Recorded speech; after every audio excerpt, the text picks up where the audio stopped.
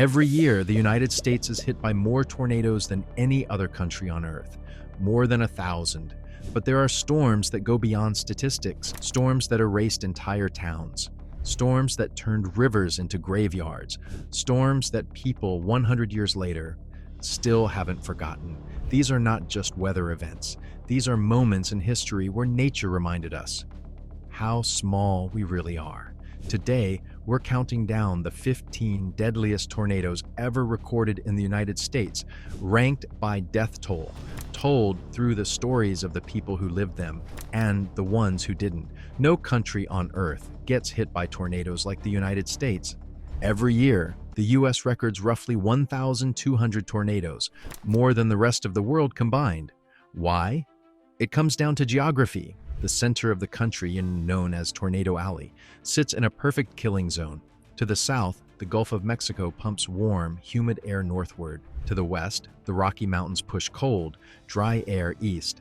And from Canada, frigid Arctic air sweeps down into the plains. When these three air masses collide, the atmosphere becomes a pressure cooker. The warm air rises violently. The cooler air rushes in beneath it.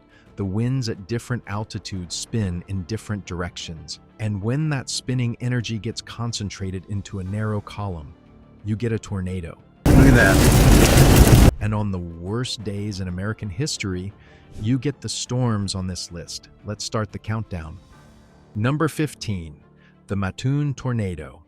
101 deaths, May the 26th, 1917. Mattoon, Illinois. It was a spring afternoon when the sky turned an unnatural green. Residents looked up and saw what they described as a black snake dropping from the clouds. What they were watching was an F4 tornado, part of what modern researchers now identify as a very long-track tornado family, a series of violent twisters spawned by a single massive supercell that tore across the region like a machine that refused to stop. By the time it was over, 101 people were dead. Homes reduced to splinters, families separated in seconds, entire neighborhoods gone. Mattoon survived, but it would never look the same, and that was only number 15. Number 14, the Omaha tornado. 103 deaths, Easter Sunday, March 23, 1913. Families across Omaha, Nebraska were dressed in their finest clothes. Churches were full. Children were hunting for eggs in their front yards. No one saw it coming.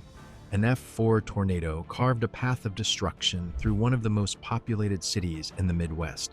103 people were killed, many of them in their homes, believing the holiday weekend was safe, peaceful, ordinary. It was not. The irony of the date was not lost on survivors.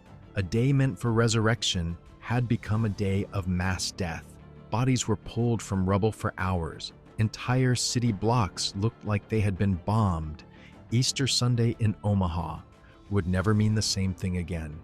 Number 13, the Goliad tornado. 114 deaths, May 18, 1902. Goliad, Texas. It was a Sunday afternoon when a tornado dropped without warning onto the small South Texas town of Goliad. 114 people died. For more than 50 years, this remained the deadliest tornado in the entire history of the state of Texas, half a century. In a state that sees more tornadoes than almost anywhere else in the world, Goliad held the horrifying record for 5 decades. That tells you everything you need to know about how catastrophic that afternoon was. The town was small, the loss was enormous, and the grief lasted generations. Number 12, the Waco tornado. 114 deaths, May 11th, 1953. Waco, Texas. It was a Monday afternoon in a busy downtown area when an F5 tornado struck without a single second of warning. 114 people were killed, over 600 injured. The R.H. Rowan Building, a 5-story structure in the heart of the city, collapsed completely, burying dozens of people alive under concrete and steel. Rescue workers dug through the rubble for days. But here's what makes Waco a turning point in American history. It's so important, not just a tragedy.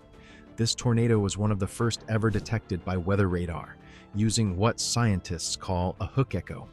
a curved signature on radar screens that meteorologists now know means a tornado is forming. Waco's destruction didn't just take lives. It changed the science of storm prediction forever. The warning system we rely on today, it traces its roots back to the rubble of downtown Waco, 1953. Number 11. The Louisville tornado, 115 deaths, March 27, 1890. Louisville, Kentucky.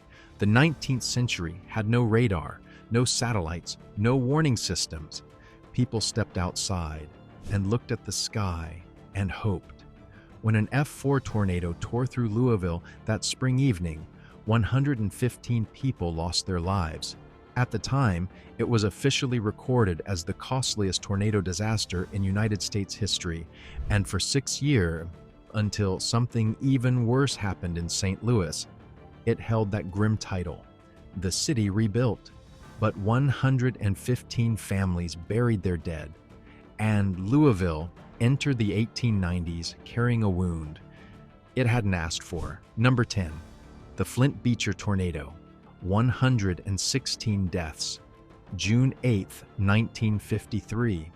Flint, Michigan, just weeks after Waco. America was hit again. An F5 tornado struck the communities of Flint and Beecher, killing 116 people and injuring nearly 800 more. To this day, it remains the deadliest tornado in Michigan's recorded history, but the legacy of Flint Beecher goes beyond the death toll. The devastation of 1953 Waco in May, Flint in June, Seoul was so shocking it forced the United States government to act. Within years, a national tornado warning program was created for the very first time in American history. 2 tornadoes, 1 summer, and the course of American emergency management was changed permanently. We are halfway through this list, and it only gets worse on from here. Number 9, the New Richmond tornado, 1899, 117 deaths, June 12, 1899. New Richmond, Wisconsin. It should have been the most exciting day of the year. The Gulmar Brothers Circus had come to town. Families had traveled from miles around. The streets were packed, full of children, laughter, popcorn, and wonder. Then, the sky changed. An F5 tornado struck the crowd with no mercy and no warning. 117 people died, many of them visitors who had come specifically because it was circus day. Tourists who had no idea where to run, no knowledge of local shelters, no time to think. The circus tent was shredded in seconds. The wooden grandstands collapsed onto the crowds. Survivors described it as a sound like 1,000 freight trains. And then, silence. Terrible silence. New Richmond rebuilt. The circus never came back. Number 8. The Mite and Purvis tornado, 143 deaths. A tornado outbreak tore across multiple southern states, but the most lethal strike hit Amite, Louisiana, and Purvis, Mississippi. 143 people died. Entire communities were wiped from the map. The South had almost nothing in terms of warning systems. Farming communities were spread across miles of open land. When a tornado hit, there was no siren, no radio broadcast, no alert. There was only on the wind. And then, for 143 families, silence. Number 7. The Joplin tornado, 2011. 158 deaths, May 22, 2011. Joplin, Missouri. This one is different from the others on this list. This one happened in living memory. Some of you watching this remember exactly where you were when the news broke. An EF5 tornado, the highest rating on the modern scale, tore through Joplin with winds exceeding 200 miles per hour. 158 people were killed, over 1,000 injured, nearly 8,000 buildings destroyed. Joplin High School was demolished. St. John's Regional Medical Center, a hospital, was shredded while patients were still inside. Staff threw themselves over patients in beds, shielding them with their own bodies. And here is the detail that tells you the kind of force this storm carried. A heavy commercial truck was found bent into a perfect U shape, wrapped around the base of a tree. As if it were made of aluminum foil, the tornado had a damage path over 22 miles long and nearly a mile wide. Joplin lost 10% of its population in a single afternoon. The city was rebuilt. The scars remain. Number 6, the Woodward tornado. 184 deaths. April 9th, 1947. Texas, Oklahoma, and Kansas. The tornado that struck Woodward, Oklahoma that evening was a monster in every sense of the word. 184 people killed. An F5 with a maximum width of 1.8 miles, nearly 2 miles of pure destruction moving across the earth. Woodward, Oklahoma was nearly erased. Over 100 city blocks destroyed. People who ran had nowhere to go. The tornado was simply too wide, too fast. Survivors described seeing entire houses airborne, cars tumbling through the air like toys. One family ran from their house into their storm cellar and watched their entire home lift off the ground and disappear into the darkness above them. Woodward rebuilt. But almost everyone who lived through it said the same thing. Nothing prepares you for the moment you realize you cannot outrun it. Number 5, the Gainesville tornado. 203 deaths. April 6, 1936, Gainesville, Georgia. The Great Depression had already broken these people, and then the sky broke too. An F4 tornado ripped through Gainesville, but the single most horrifying moment came at the Cooper Pants factory, where hundreds of workers, mostly women, were on the floor working their morning shift. The building collapsed. Then it caught fire. Over 70 workers died in that single building alone, trapped under debris, unable to escape, as flames spread through the wreckage around them. 203 people total died that morning across Gainesville. It remains the deadliest single-building tornado disaster in American history. These were mothers, daughters, women who had gone to work that morning because their families needed the money. They never came home. Number 4, the Tupelo tornado. 216 deaths. April 5th, 1936, Tupelo, Mississippi. The day before Gainesville, an F5 tornado struck Tupelo, killing 216 people in one of the most violent single tornado strikes of the 20th century. Among the survivors of that storm was a 1-year-old boy whose family home was destroyed, but who somehow survived. That boy's name was Elvis Presley. 2 days, 2 tornadoes, 419 deaths combined. The spring of 1936 remains one of the darkest chapters in American weather history. Number 3, the Great St. Louis Tornado. 255 deaths. May 27, 1896, St. Louis, Missouri. An F4 tornado hit one of America's greatest cities at the height of its industrial power. 255 people were killed. Thousands injured. Entire neighborhoods, mansions, warehouses, churches reduced to rubble. But one detail captures the violence of this storm better than any death toll. On the famous Eads Bridge spanning the Mississippi River, investigators found a 2x10 wooden plank driven completely through a 5/16" wrought iron plate. Wood through iron, driven by wind alone. That is what 1896 looked like, before radar, before warnings, before any of the systems we take for granted today. St. Louis never forgot. Number 2, the Great Natchez Tornado. 317 deaths. May 7th, 1840, Natchez, Mississippi. This tornado is unlike anything else on this list because most of its victims never even had a chance to see it coming. Hundreds of people were aboard flatboats on the Mississippi River when the storm hit. They were on open water with no shelter, no cellar, no building to hide in. The tornado churned across the river and simply swept them away. 317 people died, making Natchez the second deadliest tornado in American history. A tornado that killed people on water, in a river. That is how powerful, how indiscriminate, and how terrifying this storm was. The Mississippi River, which had carried the livelihoods of so many American families for generations, became their grave on that May afternoon. And now, number 1, the Tri-State Tornado, 695 deaths, March 18th, 1925. To understand this storm, you first have to understand the world it happened in. 1925. America was a different place.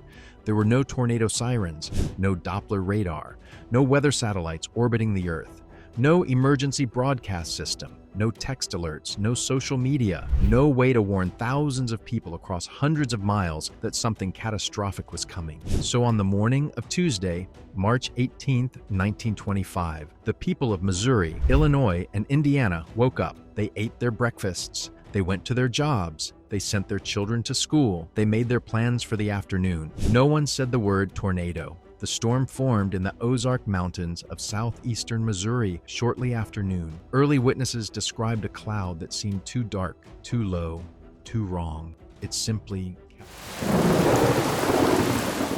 for 3 hours and 19 minutes, it stayed on the ground, 219 miles in a straight northeast line. Missouri, Illinois, Indiana, 3 states, 1 unbroken storm. And then the darkness. Witnesses in multiple towns reported that the sky turned completely black. Not dark gray, not greenish, black, as if someone had switched off the sun in the middle of the afternoon.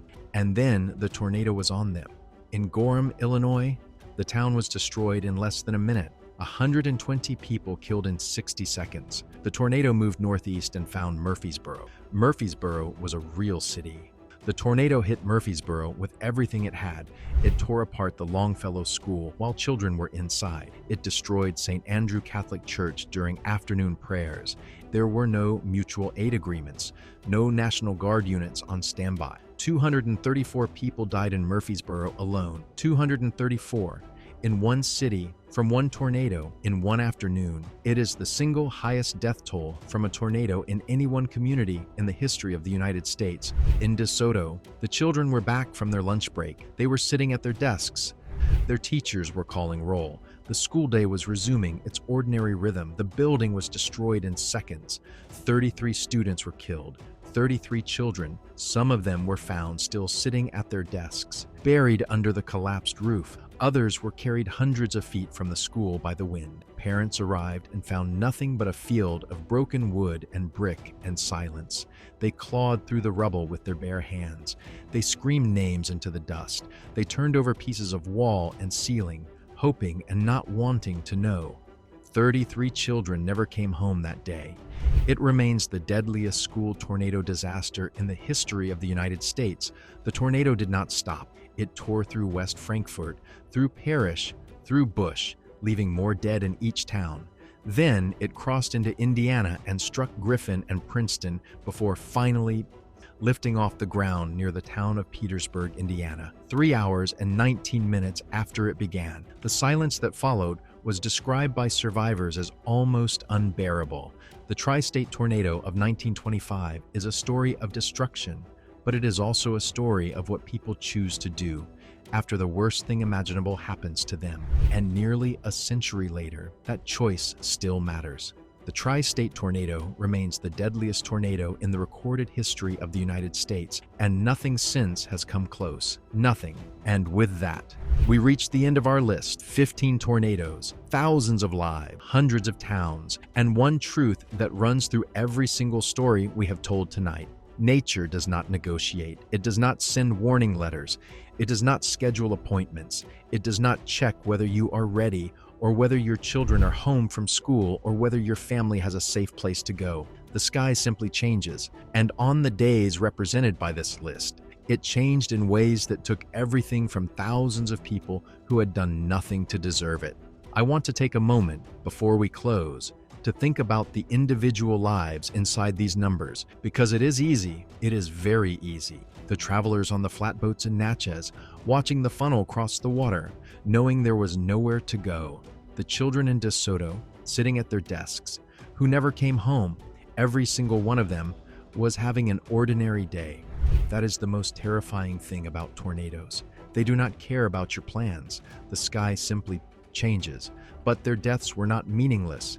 Every life lost on this list became the radar systems, the sirens, the alerts on your phone that exist today. So when that warning goes off in the middle of the night, take it seriously. Get to the lowest floor, away from windows. Because the people of DeSoto in 1925 never got that warn, and 33 children never came home. The question has never been if, it has only ever been when. If this video moved you, share it and subscribe for more stories like this. We are just getting started. Stay safe out there, and the next time the sky turns green, you know what to do.